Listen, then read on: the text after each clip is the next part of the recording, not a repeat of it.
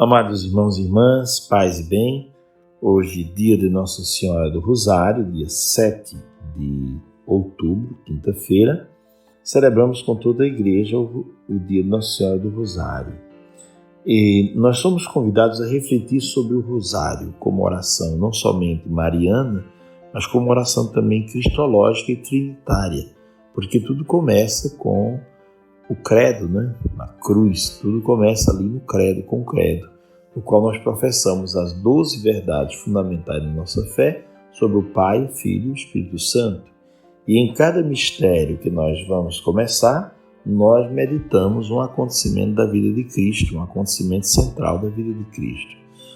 E, portanto, meditamos sobre a vida pública de Cristo, sobre os mistérios gozosos, dolorosos e gloriosos. Amanhã eu vou fazer uma catequese no meu Instagram e deixar postada sobre o Rosário.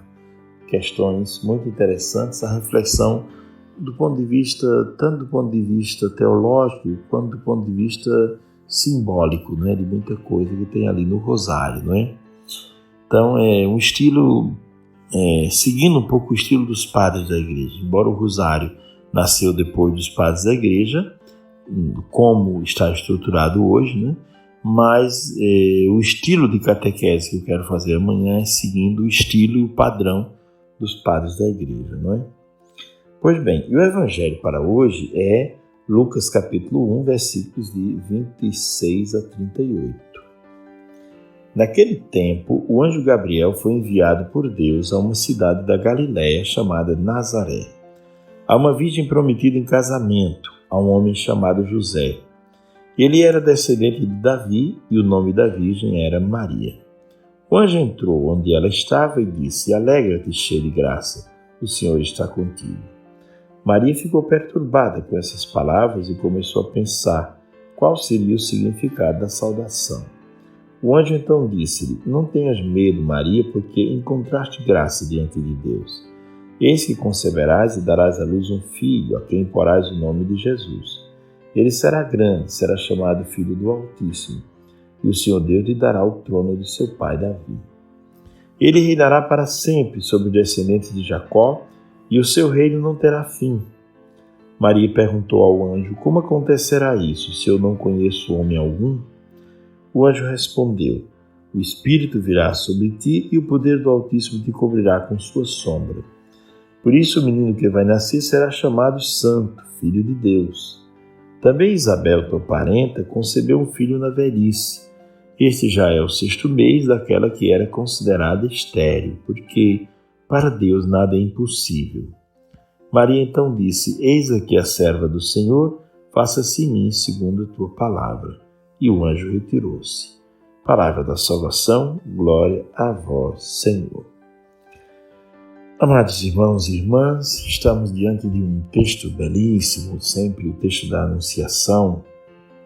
Maria que recebe o anjo Gabriel, a força de Deus. É sempre bom notar como a força de Deus se manifesta. Não é com espada, não é com arma, não é com gritos. A força de Deus se manifesta através do arcanjo que traz um lírio na mão. Um lírio perfumado, um lírio que simboliza singeleza, que simboliza ao mesmo tempo docilidade, bondade. Então a força de Deus se manifesta assim. É uma força discreta, diria assim. E vem em contradição muitas vezes quando nós pensamos que a força se manifesta quando a gente grita, quando a gente pula, quando a gente bate de frente com alguém, quando a gente quer mostrar poder, autoridade. Não se trata da força de Deus, essa se trata da força mundana, muito mundana, não é a de Deus. E o anjo foi enviado a uma cidade da Galiléia chamada Nazaré, uma cidade pequena, que tinha mais ou menos 350 habitantes. Então era um povoado pequeno, de modo que o próprio Natanael vai dizer: dali pode vir alguma coisa que preste, um lugar tão pequeno. Pois bem, Deus usa aquilo que é pequeno para confundir os grandes. foi enviado a esta virgem, diz o texto, a uma virgem, e virgem no sentido físico, mas virgem também, como dizem os teólogos antigos, porque Maria era inocente, era pura, virgem nesse sentido também. Era virgem no corpo, mas era virgem no coração, na pureza, na simplicidade. E em Maria se realizaram grandes coisas, porque ela abriu seu coração para Deus. Santo Éfrem de Nízibe diz: em Maria foram invertidas muitas das ordens, porque em Maria, aquele que mantém o universo nas mãos e que cuida e que alimenta o mundo inteiro, precisou ser alimentado pelo leite materno dela. Aquele que segura o universo em suas mãos foi segurado nas mãos de Maria. Aquele que é eterno entrou no templo. E daí por diante, o Santo Éfrem tem uma página inteira sobre isso, não é? Sobre a ordem invertida a partir de Maria, né? Do nascimento de Jesus, o verbo que se faz carne no seio de Maria. Depois aparece a figura de São José. Ela está prometida em casamento a um homem chamado José. José era um homem justo, diz o texto. Era um homem calado, simples. É aquele tipo de homem que não precisa falar muito e não fala muito através de palavras. Fala com gestos, fala com ações, fala com simplicidade. Um homem que confia em Deus. Interessante que tem ultimamente aflorado essa devoção de São José deitado, não é? Isso significa olhar um homem que confia em Deus, que mesmo dormindo, ele dormindo, Deus está trabalhando por ele e Deus está realizando a obra em sua vida. E dormindo ele encontra respostas para a sua vida. O anjo de Deus lhe aparece em sonho e lhe diz o que deve ser feito e o que não deve ser feito. O anjo entrou onde Maria estava e a primeira palavra que o anjo disse foi: alegra-te, cheia de graça, o Senhor está contigo. A alegria é sinal dos tempos messiânicos. A alegria é sinal do homem renovado. A alegria é sinal dos primeiros cristãos que cativavam os pagãos com alegria. A alegria é inimiga do demônio. Onde existir alegria verdadeira, que não seja anarquia, que não seja alegria gerada por tolices, o demônio não pode entrar. Quando a alegria nasce da obra de Deus, da força do Espírito Santo, como desta visita do anjo que diz: alegra-te, cheia de graça, o Senhor está contigo. A alegria de Deus. Onde há alegria, o demônio não pode entrar, porque ele é triste. Ele é triste e ao mesmo tempo entristece. Ele é triste e ao mesmo tempo trabalha para entristecer os filhos de Deus, para subjugar os filhos de Deus e mantê-los amarrados na tristeza. A graça do Senhor, diz o texto, está contigo. Tu estás cheia de graça, plena de graça, ó Maria. E Maria percebe então que há um convite de Deus para que ela colabore em algo que ela ainda não tem consciência, mas sabe que é algo muito, muito profundo. É algo muito belo que está para acontecer. O anjo então disse a Maria: não tenhas medo, Maria.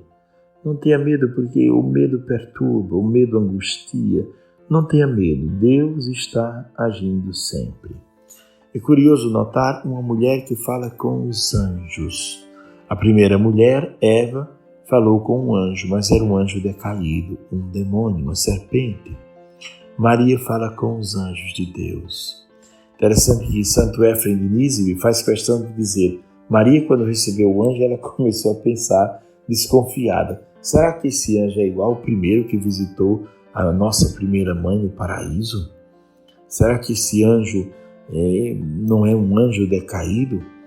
E aí ela foi percebendo que tratava-se de um anjo belo, a beleza de Deus, a beleza que traz um lírio na mão, a beleza que cativa, a beleza que é virtuosa. Esse era o anjo Gabriel. Pois bem, e aí acontece um diálogo entre o anjo e Nossa Senhora, né?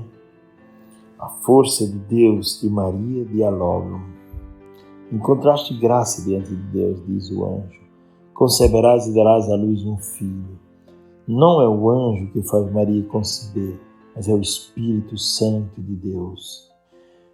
São Boaventura, São Bernardo Claraval, digo melhor, diz que há uma diferença entre o anjo e o Espírito. O anjo atua ao lado do homem, o Espírito de Deus atua dentro do homem.